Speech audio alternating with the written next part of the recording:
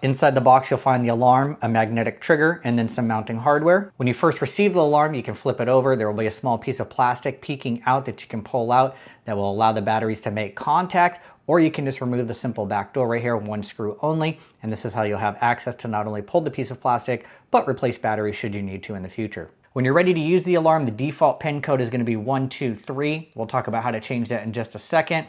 And you can use the magnetic trigger on the left or the right side of the device, and it can be within about an inch and it's still going to work effectively. That means if you have different mounting situations where it's not right next to it, you'll still be able to have this set up as a trigger. When you're ready to arm your alarm, press the enter button.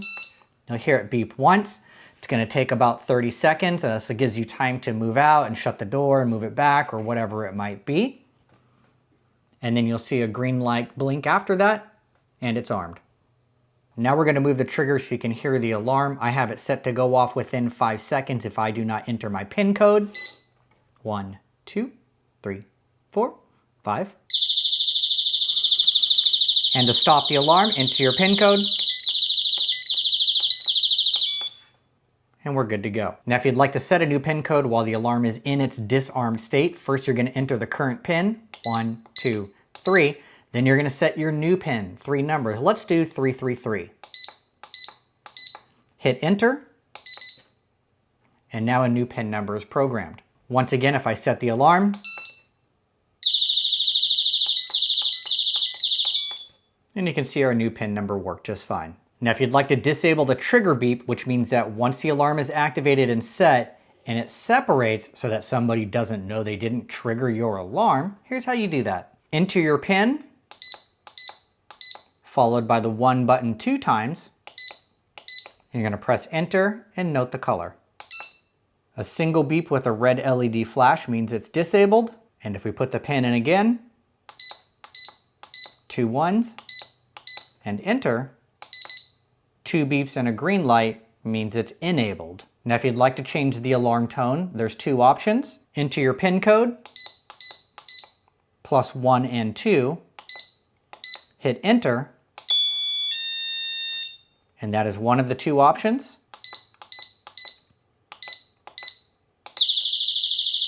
So whatever sound you prefer for your alarming needs. If you want to change the volume output of the alarm, you have 2 options, high and low. It's currently been set to low so far, so let me show you how loud this thing can be when the alarm is put on high. Enter your PIN code, and then the numbers 1 and 3, and this will change. That was high.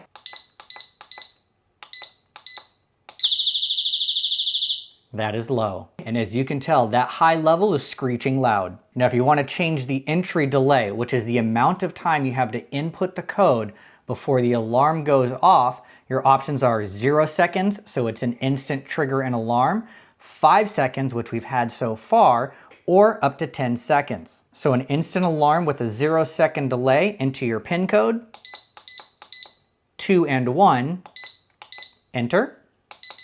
And now once this is armed and I pull away the trigger, it's going to go off instantly. Watch and see. Okay, here we go. If you want to change it to a 5-second delay, it would be your PIN code and the number 22, enter. And a 10-second delay would be the PIN code, the numbers 2 and 3, and then enter. Now let's test this out. Now I have 10 seconds to enter the PIN code before the alarm goes off, which is usually plenty of time. And now the alarm is disarmed, no alarm sound, easy peasy. Now, if you want to change the alarm duration once it's triggered, you have 2 options. It can turn off after 30 seconds, or it can just go forever until the batteries die. Once again, put in your PIN code, the numbers 3 and 1, and hit enter. 2 beeps and a green light means this alarm is going to go off until the batteries die. 1 beep and a red light means the alarm will only go off for 30 seconds before turning off. You also have the option to enable or disable the alarm either by PIN code or simply by making sure that the magnetic trigger just closes back up even after the alarm is going off. Enter your PIN code, followed by 3 and 2, hit enter.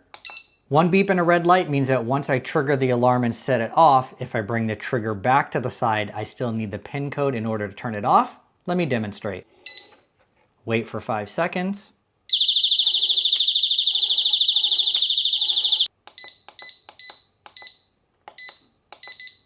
Two beeps and a green light means that once this is triggered, if I bring this back, I don't actually need to insert the PIN code. 5-second trigger. And it automatically turns off once you bring the magnetic trigger back towards the unit. This also features a vibration mode, which is great if this is mounted to a door, a window, or a slider. If somebody tries to hit it hard or break a window or break in the door, it can also set off the alarm. Enter your PIN, 33, and enter. Two beeps and a green light means it's enabled. One beep and a red light means it's disabled. And now you can see how that vibration detection adds an extra level of detection and protection. One last thing to note about removing or replacing the batteries is that after that has been done, you will need to reprogram your personal PIN code. However, the alarm does have enough memory that all of your user preferences, such as the alarm, alarm value, whether you want vibration on or off, will still be retained. Hopefully this helps you with the use and setup of your new MH306V.